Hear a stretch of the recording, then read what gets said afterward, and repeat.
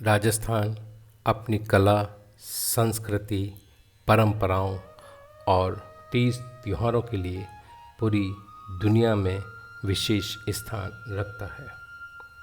यहाँ के राजाओं ने, महाराजाओं ने कला, संस्कृति, परंपराओं को विशेष संरक्षण दिया।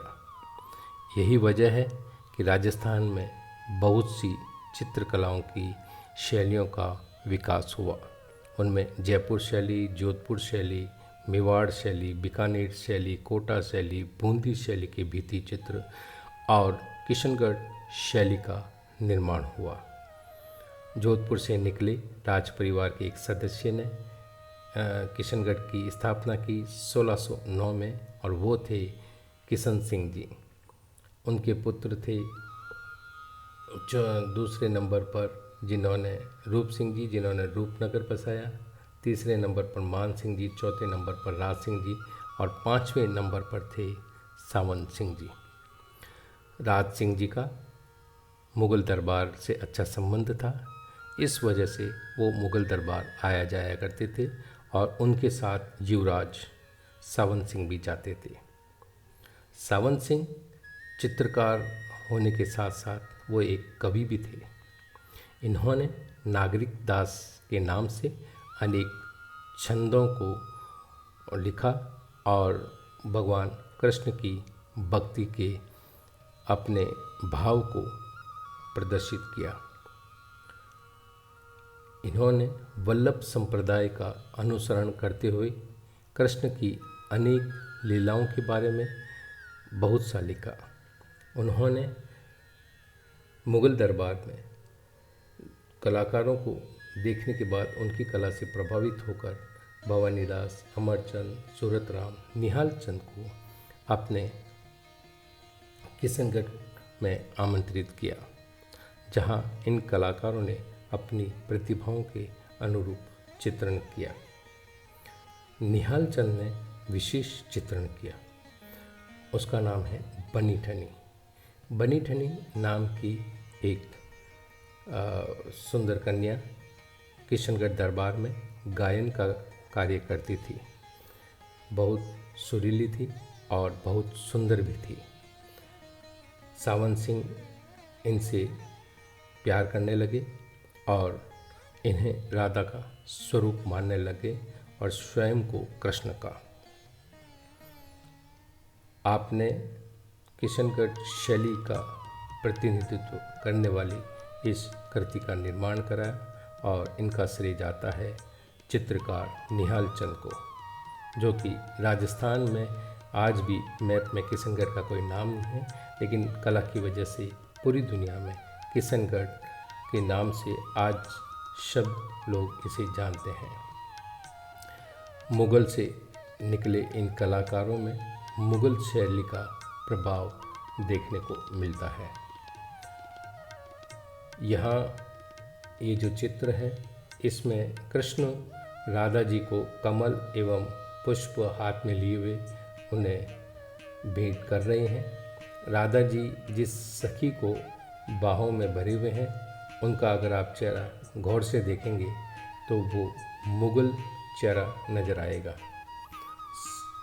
इनकी चित्रकार की सोच रही होगी कि जो प्रमुख किरदार हैं राधा और कृष्ण, उन्हें विशिष्टता दर्शाते हुए उन्होंने किशनगढ़ शैली के चेहरे उनमें बनाए और उनकी जो सेविकाएं हैं उन्हें विभिन्नता दर्शाने के लिए मुग़ल चेहरों में चित्रित किया।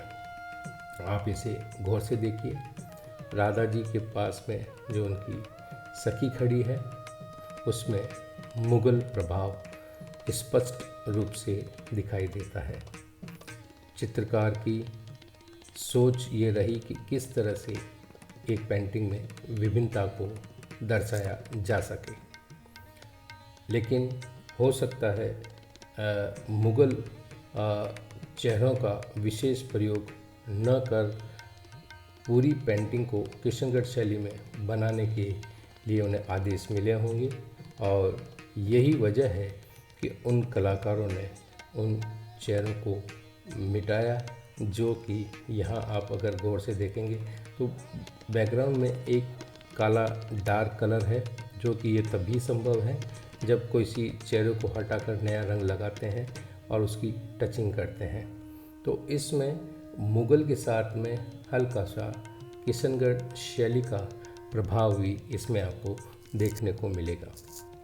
ट्रांसपेरेंसी आप देख सकते हैं, मुग़ल पोशाक का जो प्रभाव है वो भी आप इसमें देख सकते हैं। और इनके साथ साथ ये जो चित्र है ये निहाल चंद जी का नहीं हो सकता, ये शायद भवानी कलाकार भवानी का हो सकता है। और ये है जो चित्र है, इसमें किशनगढ़ शैली की पराकाष्ठा आपको नज़र आएगी। इसकी खास बात है सपाट रंग, फोर्स के साथ में लाइन, नुकीली नाक है, धनुषाकार जो हमारी इन्होंने कलाकार ने आईब्रो बनाई है, मछली का आकार लिए हुए आँखें हैं, नुकीली नाक है, कोमलता से होठों को चित्रित किया है और ठुड्डी को भी एकदम मांसल रहित बनाया है, जिससे आज हम आप लोग की भाषा में बोलें तो जीरो फिगर कह सकते हैं। और इसको सुंदर नायिका के रूप में बनाया है। कमर कितनी पतली है उसको भी इसमें दर्शाया हुआ है। किशनगढ़ 3 तरफ से पहाड़ियों से घिरा हुआ शहर है, जहाँ ग्रीनरी खूब है, जो इस चित्र में परिलक्षित होती है। यहाँ के कलाकारों ने कृष्ण से संबंधित अनेक प्रकार के विषयों पर चित्रण किया। भगवान कृष्ण ने गोवर्धन पर्वत को उठाया था और अपने वृंदावन के लोगों को इंद्र के प्रकोप से बचाया था। ये सुंदर चित्रण अगर आप देखेंगे तो हर शैली में इसका चित्रण हुआ है और उसकी अपनी विशेषताएं हैं। किस तरह से ग्रुप में गांव के लोग, बाबा, नंद बाबा, सखियाँ सब खड़े हैं। इसके साथ अगर ये जो आप चित्र देखेंगे, एकदम वाइट बिल्डिंग आपको यहाँ देखने को मिलेगी हर जगह। ज़्यादातर सफ़ेद रंग का इन्होंने प्रयोग किया है, क्योंकि आज हम किशनगढ़ को किसी रूप में जानते हैं तो वो वहाँ के मार्बल व्यवसाय के रूप में जानते हैं। तो यहाँ की जो बिल्डिंग्स हैं ज़्यादातर सफ़ेद बनाई हुई हैं और ग्रीनरी का प्रयोग विशेष तौर पर किया है। जहाँ कृष्ण राधा जी के साथ लीलाएं करते थे, सखियाँ कृष्ण का इंतज़ार करती थी। कृष्ण की अनेक प्रकार की क्रीड़ाओं को चित्रकार ने चित्रित किया है। यहाँ 3 तरफ पहाड़ियों के साथ में एक बहुत बड़ा सरोवर भी हर चित्र में देखने को मिलता है, जो कि बारिश के पानी से भर जाता है और वहाँ कमल खिलते हैं। इसलिए किशनगढ़ शैली में सरोवर के साथ में कमल, कमल के अंदर बहुत सारे एक शोभा बढ़ाने वाले चित्र आप देख सकते हैं। ये देखेंगे, इसमें देखिए आप कमल, दूर तक कमल खिले हुए हैं। नौकायान कर रहे हैं श्री कृष्ण राधा के साथ में सखियां हैं। और एक स्थापत्य कला को दर्शाने के लिए सुंदर चित्रण किया हुआ है, जिसमें सफ़ेद रंग के साथ में गुलाबी रंग और टेराकोटा रेड का प्रयोग हुआ है। आसमान में अगर आप देखेंगे तो ये सुंदर दृश्य ढलते हुए सूर्य का है, सांझ का है, जहाँ गर्मियों के समय में नौका विहार करते थे।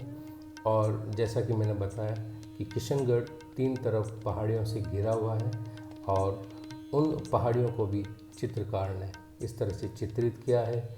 यहाँ आप नदी देख सकते हैं, तालाब देख सकते हैं और उसके साथ साथ ही भवन का निर्माण उसमें किया हुआ है। आपने बहुत से महल देखे होंगे जो पानी के बीचों बीच उन्होंने बनाए हैं, जो राजाओं के गर्मी के समय में जो समय व्यतीत होता था वो इन्हीं महलों में होता था। हम जब सावन में बारिश का जब दौर होता है मानसून में, अगर आप किशनगढ़ जाएं तो आपको ये दृश्य आज भी देखने को मिलेंगे। सुंदर ग्रीनरी आपको वहाँ देखने को मिलेगी और इसी तरह से पहाड़, और पहाड़ों में इस तरह से विभिन्न प्रकार के पेड़ आपको नज़र आएंगे। तो इन पेड़ों की बारीकी को आप देखेंगे। यहाँ पर कृष्ण राधा कमल के पत्तों पर आराम फरमा रहे हैं। इनसे प्रभावित होकर मैंने भी कोशिश की है मेरी बनी ठनी बनाने की।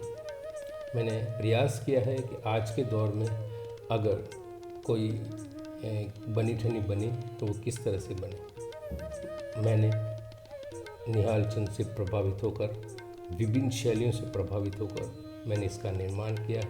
आप इसमें ट्रांसपेरेंसी देख सकते हैं, आप इसमें फाइन लाइन देख सकते हैं, आप इसमें ज्वेलरी, और वो भी एम्बोज किया हुआ है, और उसमें गोल्ड लीफ का मैंने प्रयोग किया है। तो इन लोगों से प्रभावित होकर मैंने भी एक छोटा सा प्रयास किया है। लेकिन किशनगढ़ आज पूरी दुनिया में अपनी एक अलग विशिष्ट पहचान रखता है। कलाकार की वजह से ही किशनगढ़ का नाम आज पूरी दुनिया में अमर है, और इसका श्रेय जाता है हमारी महान चित्रकार निहाल चंद जी को और उनके संरक्षक श्री सावंत सिंह जी को। नमस्कार।